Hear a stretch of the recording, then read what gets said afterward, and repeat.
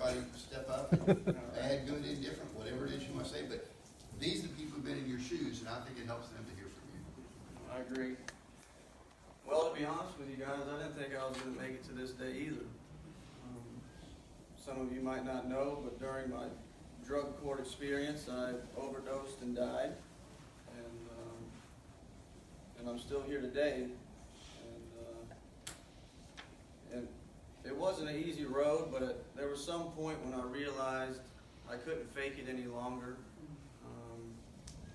Especially Alina could see right through me, and my counselors, and I just got tired of lying. And especially after I overdosed, I still had one more run in me, but luckily Alina and my counselors and OCP got a hold of me before it could go any further. And I went to rehab. I did about 5 months in there, and I think it's safe to say I took advantage of that time. It was almost like a recovery college to me. I found out a lot about myself and why I like to use and why I kept using and things like that. And since I got out, I've been clean ever since. But I just want to do my best to bring a message of hope today. And for those of you guys that are in phase 1 and phase 2, I was there at one point, and I know how it can be. Most of y'all you've had your license taken, so you're trying to get to these groups and these meetings, and you're having to, when I was there, I was placing the blame on the court system and all that. I got to go to this meeting. I got no license. I can't afford to have a truck. Can't find a job. But I finally had to take a step back and realize that these are all consequences of the decisions that I made at one point. And I had no problem calling everybody and their brother to get a ride to go get drugs. So why can't I start networking to get around town to hit some meetings and do what's mandatory in this program? But other than that, if you're struggling and you still want to get high and you keep getting sanctioned, and my recommendation is go ahead and go to treatment, get it out of the way, take advantage of it.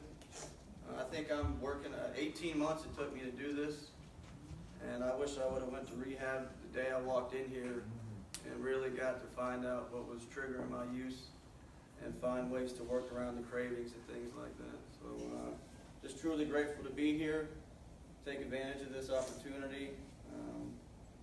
I'm just blessed, man, and really happy to be in recovery. I'll leave it on this final note. I was at an event over the weekend, and it was a speaker meeting. Not to break his anonymity or anything, but basically he said he was in drug court at one point. And while he was in drug court, he had like 2 or 3 people that he would call every day in drug court. And this is years ago. And I know all of y'all heard about the statistics and all that with drug use and addicts, but he said those 3 that he talked to every day are still clean. And that whole graduating class are either back out there running in jail or unfortunately dead. So develop a network while you're in here. Build a foundation. This is all just time to get prepared. As soon as I walk out of this door, a level of accountability is gone from me. No more drug tests. No more probation visits. This is when it gets real. And to be honest with you, I've been doing my best to prepare, but there's still some fear, I'm one phone call away. If I leave the courthouse and go right and take another right in that hood I used to go to, it won't be looking too good for me. And you have to be aware of your recovery. So I think that's about all I got.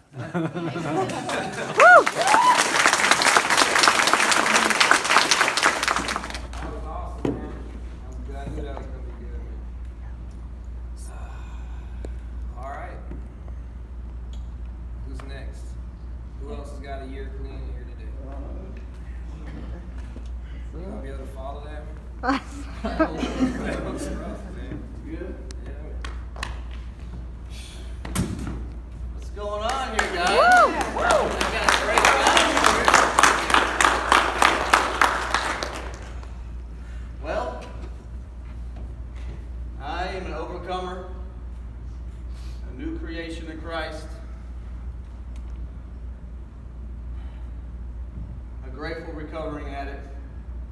I'm a little bit of AA, NA, Christian 12-step, recovery in Christ, the ARC alumni at the centers, drug court alumni, mentor program for drug court, Christian 12-step facilitator, and my name is Kendall. Woo!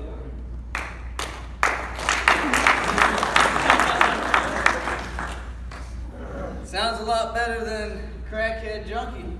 Yeah. I've never actually said all that out loud, but man, that feels good. It's almost hard to believe that I'm standing here clean. I've stayed humble throughout this whole year, but tonight you may see a little bit of ego come out.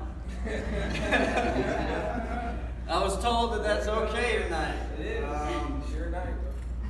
And I really appreciate all of you guys being a part of Halo and helping spread the word about Christian 12-step. What we're doing here is a miracle. Every breath that we take, every step that we make, every move that we make, it's a blessing if it's in Jesus' name. And I truly believe it. Just a quick part of my story, my testimony. We'll just start with the darkness that I was in. A little more than 2 years ago is when I got arrested for crack cocaine and possession of heroin. I was in jail and I sweet talked through the phone and I got bonded out like that night.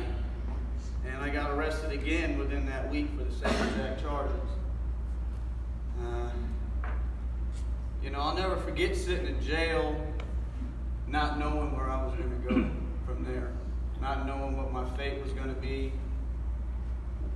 Prior to that, I was already a 9-time convicted felon. I don't feel like a convicted felon right now. I definitely feel like an overcomer, a conqueror. But those are the blessings that come with living for Christ. So,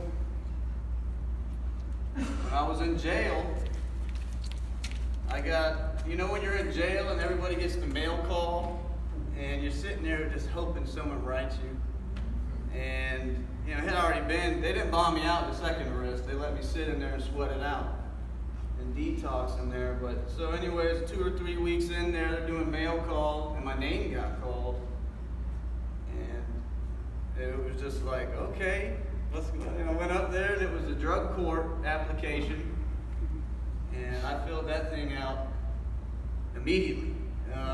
It was my ticket out of there.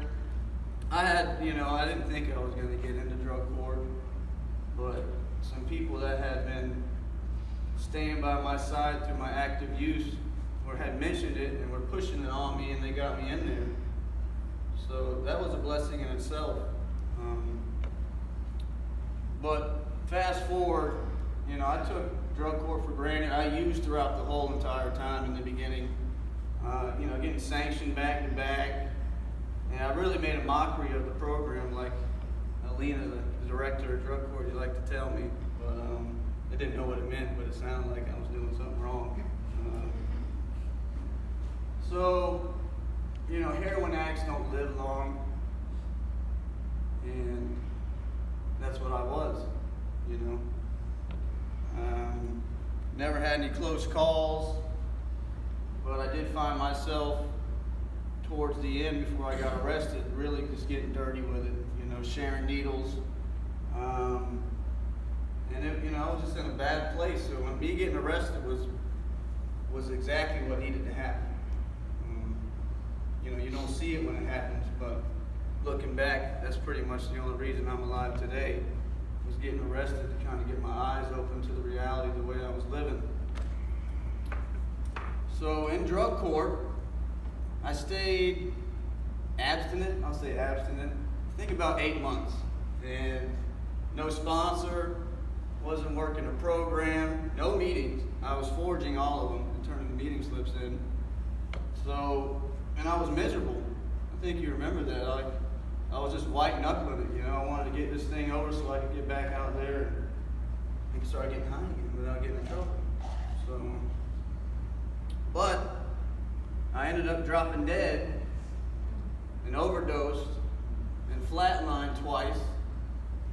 And it wasn't even heroin. It didn't even show up in the talk screens. I found out later on it was carfentanil, which is an elephant tranquilizer, and it doesn't show up when they do the talk screens. So it wasn't looking good for me. You know, my whole family came, and I was in a coma, living on life support.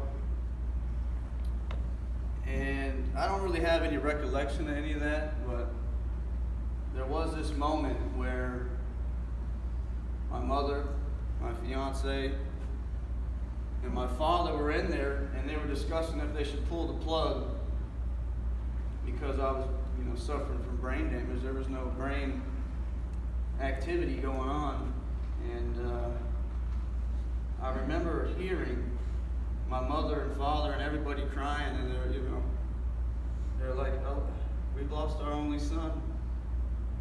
And I came back to life and started fighting. And they had to restrain me and strap me down. I was trying to rip all the hoses out. I wanted to get free. I didn't know what was going on. I was scared. So I survived through that. And, I wish I could say I stayed clean from that day on, but I did not. I think I stayed clean 2 more weeks, and then I was back running and gunning. I wasn't being faithful to Chelsea, my wife. Sleeping around, going to clubs and bars, blacking out drunk. And, I was hanging out with a bad crowd, and I got really drunk one night, and that's whenever I snorted what I thought was heroin, and that's when I died.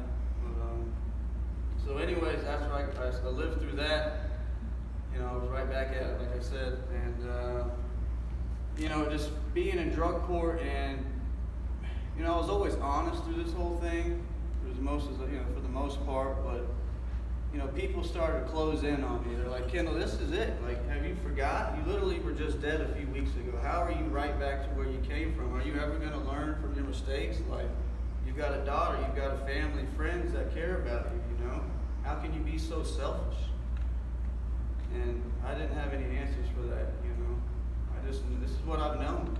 I got exposed to crack cocaine when I was 11 years old. And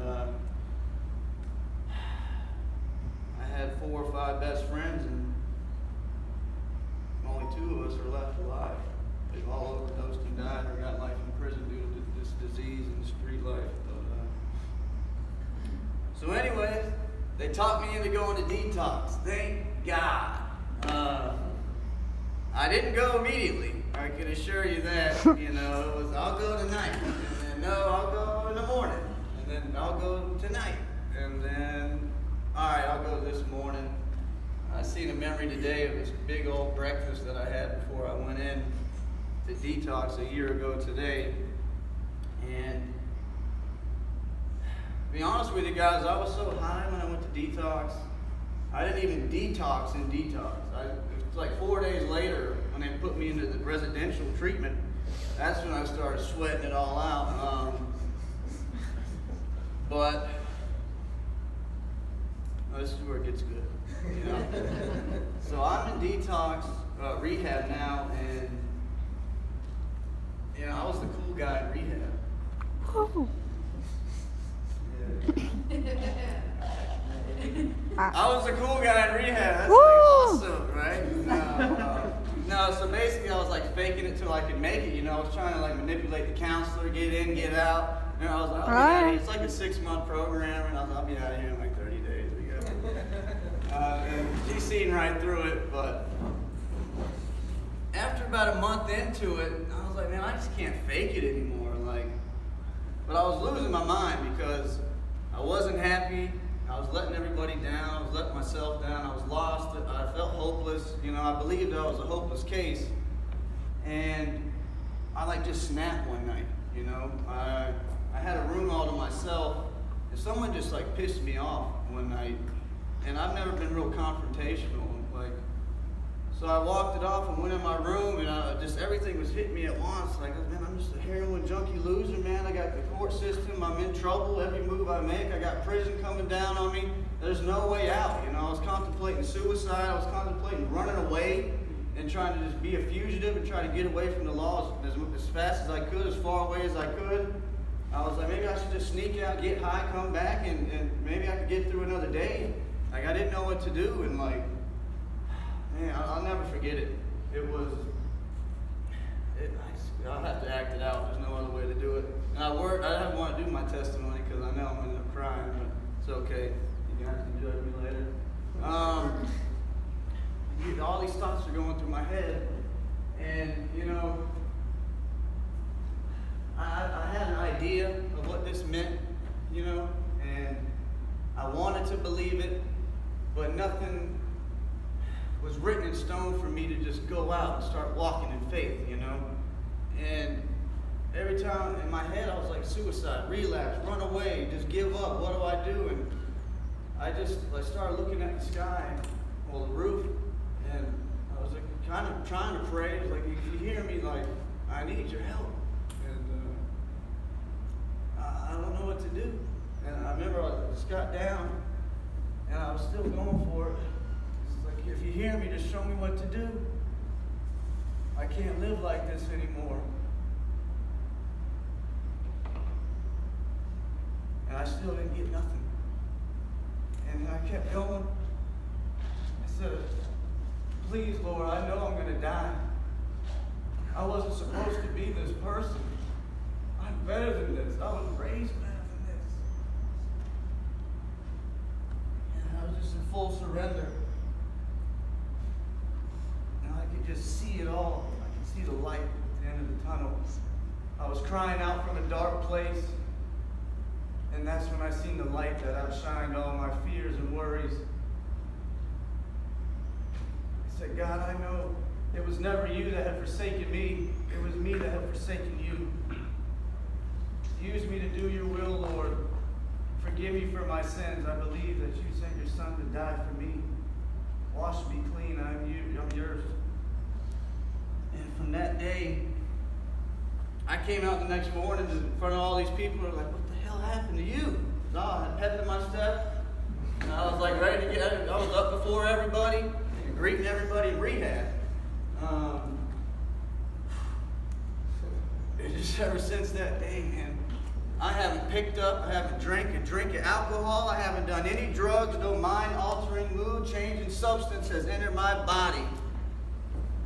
And I love this life. This is where it's at. I never thought I would be here. And if you guys follow me on Facebook or know me, you know that my heart is for you guys. You know, I need you just as much as you need me. We got to be an outreach program and help this community. And I don't think there's any better day than my year clean to jumpstart the jail visitation project that I just came up with. I showed it to Halo, but we got to get it to the other groups that got way more members and followers in it. The office is set up.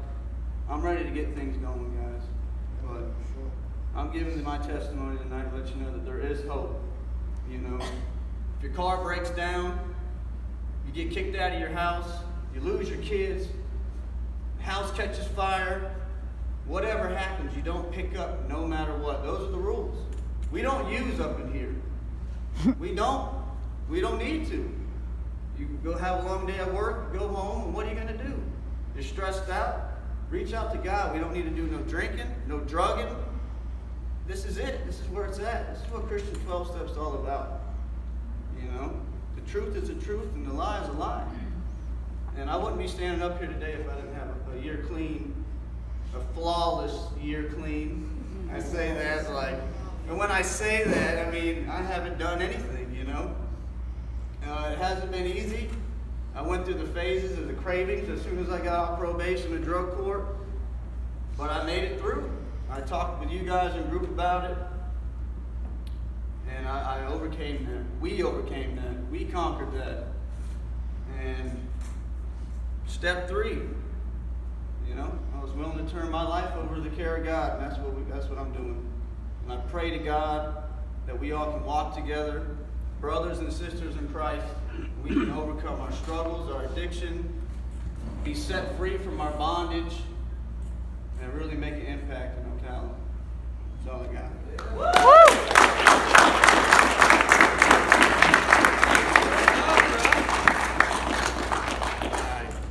Oh man, let's give it up for Mike and Kendall. I